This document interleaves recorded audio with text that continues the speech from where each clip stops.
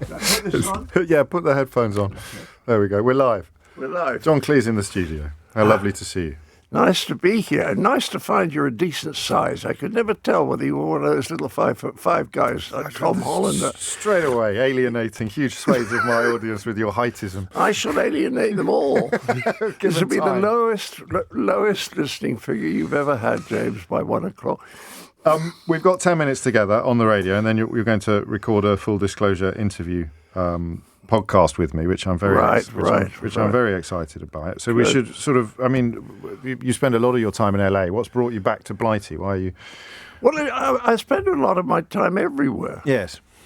People say, where do you live? And I say, I live in hotel rooms, and it's absolutely true. I mean, I've been in London 3 weeks this year. But if you say where, well, I was in Singapore, then I was going to do shows in Thailand. They got cancelled, so I went to LA because I have 2 daughters there. Yes. And I did some writing with one of the daughters, and then I did a tour of Canada and Pacific Northwest, and then I did a tour of Europe, starting in Portugal. Don't you get tired? Yes. The trouble about being old is that you feel tired all the time, but you don't know if you're tired or old. So is you it don't know exhaustion whether or constant? to take a rest or not. Right. It's very confusing. And how often do you take a rest? I mean, you've got your most recent book out, Creativity, A Short and Cheerful Guide. There's a couple of other things we'll touch on briefly that you're working on. I mean, what are you one of those people who can't cope with doing nothing? No. Absolutely no, not. There's 2 types of work, James. You know this. Yes. There's the work that you do for money, and then there's work that you enjoy doing, which you also get paid for. Yes, right? okay. Yeah, Those so the 2 best is categories, when you get both. The work when that you get both. Yes. And at the moment, I've got both. Last night, I was working with a lovely guy called John Dupre. He wrote the music for Wanda, Fish Called Wanda, and he wrote the music for Eric on Spamalot. Oh, wow. And we're working on a musical of Fish Called Wanda. That's fun. I really enjoyed working with him. We finished about 7 o'clock Sunday evening, and that was great. And the other thing I'm doing is I'm writing a script with my daughter called Lookalikes, which is about the Hollywood lookalikes. And again, I really enjoy working with her. So that's the best. You know, I'm getting paid, not much, but I'm getting paid and I'm enjoying it. Then there are other things I do, like commercials, which are perfectly pleasant. Sure. You can't pretend they're very interesting. Or satisfying. That's right. Intellectually engaging. So doing a commercial is like doing a crossword. It's about the same level of involvement, you know. How much cachet does John Cleese have in getting projects off the ground? Very little. No, you must be exaggerating a little bit, because there are so many projects. Sort of. Well, I'll tell you a true story. I was on. talking to someone about 3 or 4 months ago who's been in show business for years. And I said to him, you know, I get very few offers in England. Right. I said, have I offended anyone? And he said, no, John, look, you're old. How old are you? I'm 83 in October. You're old and you're white and you're a man. And there are no avenues open to you. On that alone. You could always go into politics. Doesn't seem to hold you back there. Oh, no. Well, the nice thing, look, I'm going to be dead soon. And this pleasant prospect, you know, not having to get up every morning, cheers you up. And it also means you don't worry too much about what people think about you, because when you're young, you want everyone to love you. And then as you get older, you realize it's not going to happen. I'm taking notes for our forthcoming, more in-depth interview. As we'll explore some of these themes a little more. What's going to happen first, the life of Brian or the Fish Called Wanda stage musical? Well, the life of Brian is difficult at the moment because Eric can agree on very little with Michael, Terry, Gilliam, and me. Right. The 3 of us, and there's it's kind of locked, and I think it would get blocked if we went ahead with it, which is why I'm going ahead with the. Oh, that's a shame. It's just a terrible shame. Is that shame. artistic differences? Artistic differences and sort of hating each other. Combination don't of the say two. that. This is going to shatter people's illusions. They've been carefully cherished for decades. Beings, of course you are. But we've Terry and been Michael together since '69, so we had our odd disagreements. And that is very much a collaborative project, Life of Brian, isn't it? Not so much. No, what happened? So it's more his than yours. Say again? It's more Terry's than yours. I wouldn't have thought. Well, not really. No. You see, when we did it, it was one of the best films I've ever worked on because God smiled on it from the beginning. Yeah. Sometimes that happens.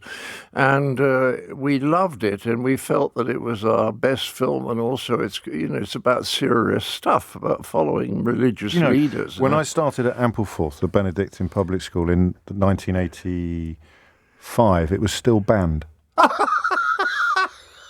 Well, the girl who played Judith Iscariot, yes, she became mayor of her town in Wales and debanned it about 30 years after they banned it. No, it was astonishing. But it upset people enormously. Now you don't get anything, but I'll tell you something you'll find amusing. I was talking to the potential producers, a Broadway producer, and we had a read-through, and it went terribly well. I changed an awful lot of stuff. And it went terribly well. And then I said to the actors afterwards, is there anything in there that bothers you? And they said, well, yes. I said, what? They said, well, Eric's saying, I want you to call me Loretta. Now, that film's been out, I think, for 45 years.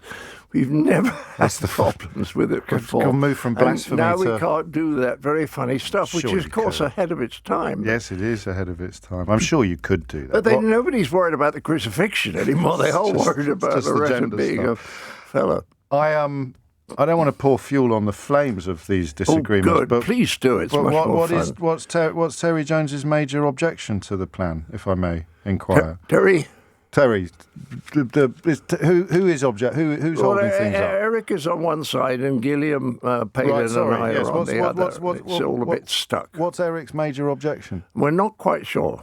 Oh, really? Just doesn't fancy it? But I think he was terribly disappointed that what happened at Paramount was that two people at Paramount were very keen to turn Spamalot into a movie.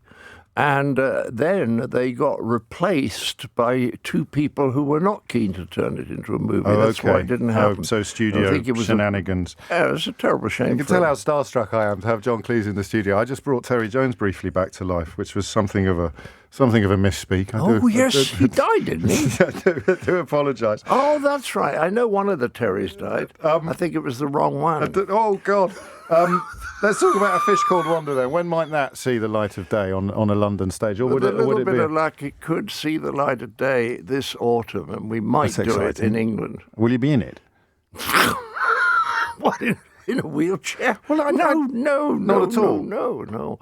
I don't mind doing stand-up now because you can get away with anything there because you can chat to the audience. But I wouldn't want to do anything that was too demanding or that had anything very physical to do. So we started the conversation by running through your indefatigability and the fact that you are doing so much, and we're sort of ending it for now because we're about to sit down for a whole hour and do a sort of life and times type conversation with sort of A Fish Called Wanda coming to the stage without John Cleese being in it. He's going to, I don't know, he's going to sit. I think you should. I think you should have a rethink, John. Archie should be 83. Yes, no, I do. No, I list. Who would play your role? I'll get out of the way, and when we do Life of Brian, that'll all be done by very, very good young comics.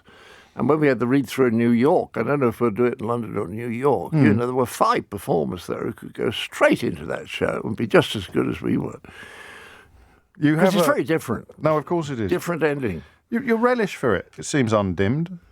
Yeah, well, there's some of it I really enjoy. Yes. I really do. The touring is okay because it's nice to go out in front of an audience who are laughing at you. It makes you feel good.